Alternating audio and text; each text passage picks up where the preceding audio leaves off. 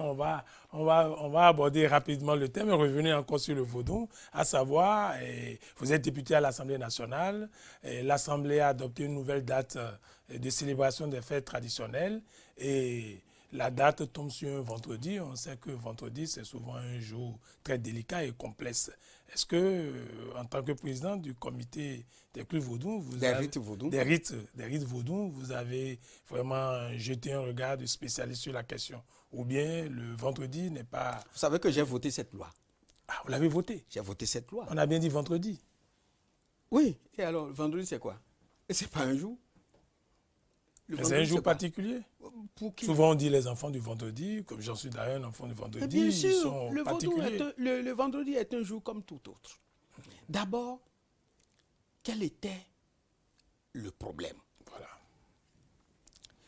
Depuis 1997, il y a eu une loi qui a été signée d'ailleurs par le président Mathieu Kérékou, qui a été votée, mais promulguée par le président Mathieu Kérékou, 1997, qui fixe la date du 10 janvier comme la date de la célébration des fêtes traditionnelles, de la fête des religions traditionnelles dans notre pays. Mais la pratique avait déjà commencé bien avant 1997. Oui. Et lorsque cette loi a été votée, c'est seulement le 10 janvier. Cela a été célébré jusque-là. Mais nous avons constaté que lorsque nous voulons faire la promotion du tourisme religieux autour du vaudou, cette seule date ne suffit pas. Quelqu'un va quitter les États-Unis, le Japon, la Chine, la France, ainsi de suite, pour venir pour un seul jour. Cela n'est pas suffisant. Les dignitaires du vaudou eux-mêmes ont fait cette doléance-là pour dire qu'il faut augmenter ça. Parce que cela ne suffit pas, cela ne nous permet pas de réellement célébrer nos valeurs. Ce qui a été fait. Et puis, le gouvernement a fait la proposition. Et on est allé sur 2 jours. Deuxième vendredi du mois de janvier. Mais avant, le jeudi qui précède est férié. Ce qui permet de célébrer le vaudou sur plusieurs jours. Oui, la fête vendredi, samedi, dimanche. Sur plusieurs jours. Et les dignitaires vaudous avaient été consultés. Le comité des rites vaudous avait été consulté. Et vous allez voir bientôt, les dignitaires vaudous, ils vont remercier le gouvernement pour avoir fait ça. Moi, en tant que président du comité des rites vaudous, j'ai reçu déjà plusieurs demandes d'organisation, des remerciements au chef de l'État pour avoir fait ça. Donc nous sommes en phase avec les praticiens de ce culte-là pour avoir voté cette loi. Et n'oubliez pas, tous les députés présents et représentés avaient voté cette loi-là. Donc ça signifie que c'est reconnu. Et c'est une bonne chose. Et moi, je suis très content d'avoir voté cette loi-là. Alors, vous êtes très content. Le vaudou, c'est notre patrimoine. Et le peuple aussi est content de constater que la représentation nationale consacre assez de temps, assez d'attention, n'est-ce pas, pour ce patrimoine que nous avons en commun. Alors, professeur Marion Capo, on va vous demander si, de plus en plus, après avec la célébration des Vaudou Days, on a constaté que c'est cantonné dans le sud du Bénin. Est-ce que, dans les réflexions de votre colloque, là, puisque vous venez de nous démontrer que le vaudou, c'est partout sur l'étendue du territoire national, vous avez évoqué des noms en Guitamari, en Bariba et autres. Pour les prochaines éditions du vaudou, parce que l'édition passée des Vaudou Days est une édition test, où on a cantonné la plupart des manifestations autour du vaudou au niveau de la ville de Ouidah. Maintenant, pour la prochaine édition, nous sortons réellement de Ouidah et nous allons apporter le vaudou du nord, le vaudou du centre, du sud, de l'est, de l'ouest. Et vous allez voir que tout le pays sera en fête pour le vaudou, au niveau des Vaudou Days. Toutes les obédiences du vaudou seront représentées. En tout cas, la plupart des obédients seront représentés et vous allez voir une belle fête. Voilà, merci beaucoup, on va avoir une belle fête.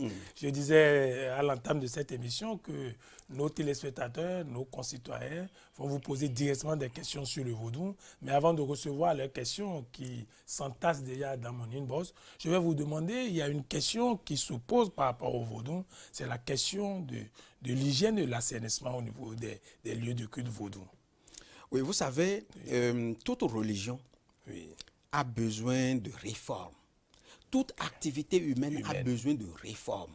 Le vaudou, comme les autres religions, a besoin de réforme.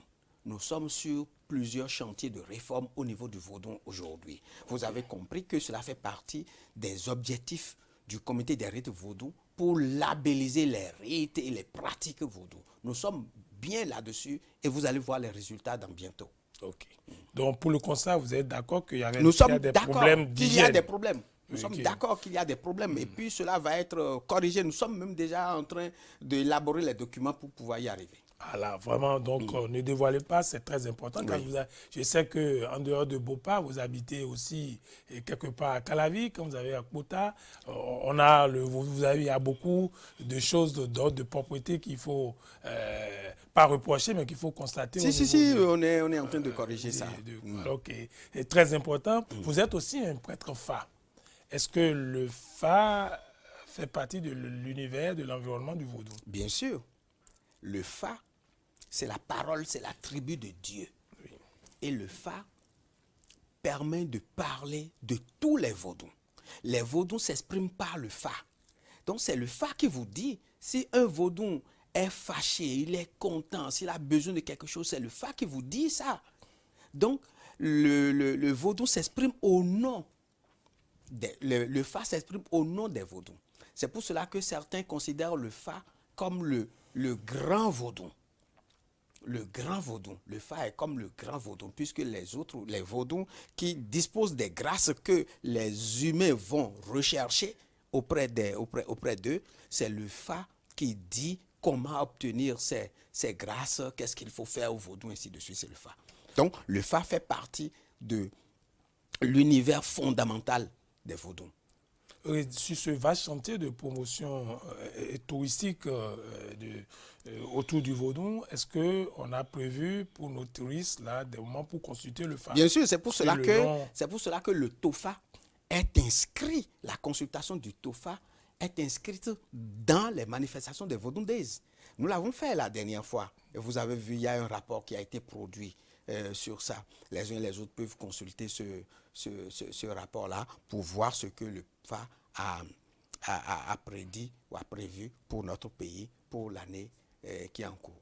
Je rappelle souvent, je rappellerai tout au long de cette émission que vous êtes professeur de littérature africaine, vous êtes un poète, vous êtes très très rigoureux sur les questions des mots, mais j'ai vu que vous avez prononcé 3 fois Vaudou Days. Je m'attendais à ce que vous parliez de Vaudousan. Non, Vaudou Days parce que pourquoi lorsque vous dites Vaudousan et que vous voulez internaliser la manifestation ou l'événement, il ne faut pas demander à celui qui n'est pas encore habitué à l'expression d'aller prendre son dictionnaire pour chercher ou d'aller poser des questions pour dire qu'est-ce que vous appelez ici. Lorsque vous dites Vaudou Days, tout le monde comprend. Aujourd'hui, dans le monde entier, tout le monde comprend. Nous n'allons pas être à la recherche d'une authenticité rigoureuse pour nuire encore aux événements ou aux manifestations que nous produisons. Lorsque vous dites Vaudou Days, tout le monde comprend et cela devient universel. C'est même beaucoup plus facile à prononcer que d'autres expressions. Mais cela ne signifie pas que nous sommes en train de nous écarter de nos langues, puisqu'il n'y a pas de patrimoine, national ou immatériel en dehors de la langue. La langue fait partie de l'un des premiers éléments du patrimoine que nous conservons. On ne devrait pas avoir un complexe. Absolument pas de complexe. Absolument pas de complexe. Non. Nous empruntons des choses à d'autres langues. D'ailleurs, nous nous exprimons dans quelle langue? La langue dans laquelle nous sommes en train de nous exprimer, là, c'est notre langue, ça? Non, ce n'est pas notre langue. Et pourquoi nous avons continué de faire ça? Parce que nous sommes tolérants et nous sommes... Vous comprenez qu'il y a bien d'autres chantiers sur lesquels nous devons aller. Mais pour pouvoir y aller, commençons par quelque part d'abord.